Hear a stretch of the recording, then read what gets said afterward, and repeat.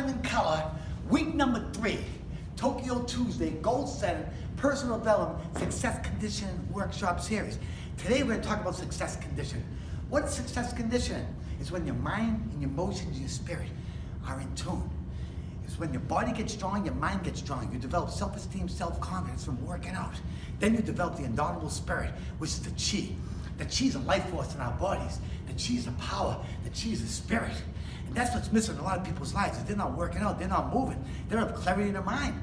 If you're going to be successful with all your goals, you have to have clarity. But you have to have purpose. Purpose is power. But you got to work out. You got to train. If you have a problem thinking about negative thoughts, then you need to start doing incantations. I'll give you one quick incantation. I feel happy and healthy every day, every way. You just say things over and over again. We talked about goals last week, and we put together a little plan there. But let me tell you something. You need things that inspire you. Things, anything. You know what's inspired me? 17 years old, watching Rocky 1, Rocky Balboa. Can you remember that? I remember that because it was funny because I even called my dog Rocky.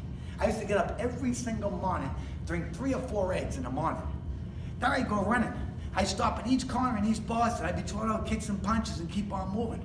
Then I'd go down to the Paris Street Gym. I'd be pounding bags. As I'm pounding the bags, I'd be hearing that song in my head, YMCA.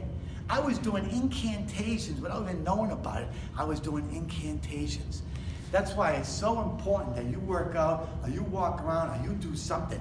Because when you have clarity in your mind, you're a better communicator, you negotiate things better, and you're a lot smarter and happier because you're giving back to yourself. I'm going to tell you a secret right now that made me a world champion. I give you this secret right now, you can change anything in your life. There's 7 steps to conscious change that made me a world champion. Number 1 is you have to be dissatisfied. You have to be disgusted.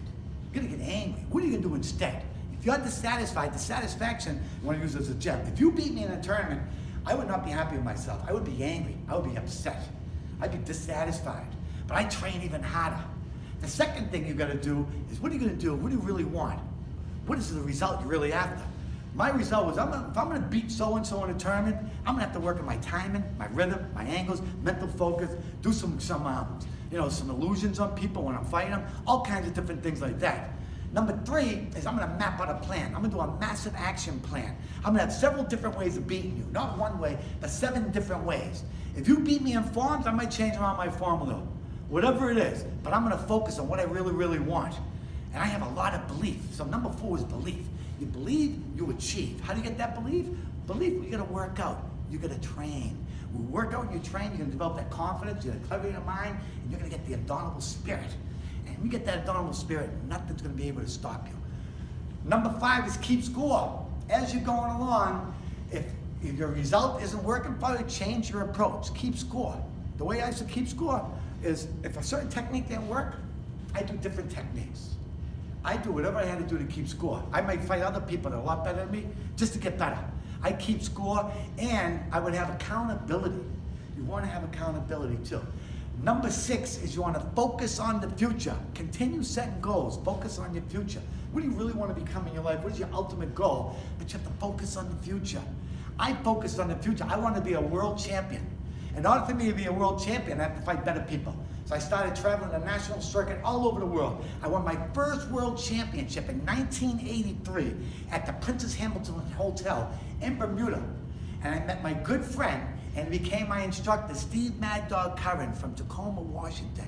He was an unbelievable fighter, and he was incredible. He taught me the Texas Ridge Hand, and that Ridge Hand was unbelievable.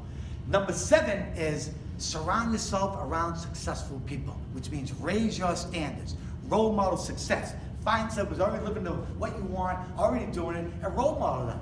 You can role model anybody you want. You can role model your teachers, your parents, anybody who's successful. If you want to be a champion in life, you want to role model champions. That's the way it is. When I was a kid, I role modeled Muhammad Ali. I loved his footwork. Sugar Ray Leonard, Bruce Lee, Bill Superfoot Wallace, Joe Louis I loved. He was an incredible fighter. But I kept on learning. I kept on inspiring myself. So that's what you need to do. Those are 7 steps to conscious change. Think about it and just take action and just do it. So last week, real quick, we know all your goals. You did personal development goals, you did family goals, you did goals on relationship, things you want to become, and career goals. Then I had you prioritize all your goals. You wrote a whole bunch of things down last week. So you put ones next to anything you wanted to 1 year or less. You put twos next to anything you wanted 3 years or less that you would achieve in that time. And you put threes next to anything you wanted 5 years or less. But goals are important. Then on a separate piece of paper, I had you get 3 of your most important goals. I had you write them down.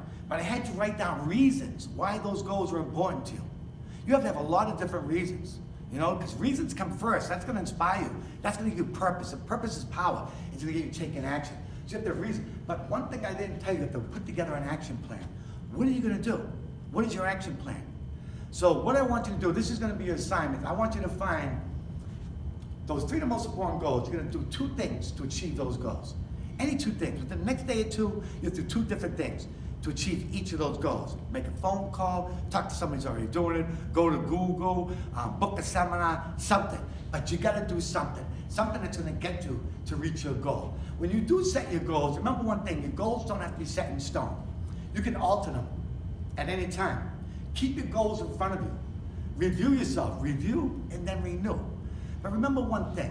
If you talk about it, it's a dream. If you visualize something, it gets real exciting. When you start writing things down, how you're going to do it, I'm talking, that's the real plan. That's the deal. That's the magic. And that's what you want to do to be successful. Remember that you are an incredible force. You have an immense amount of power. You have to use that power. You got to take action. You have to say, I love my life.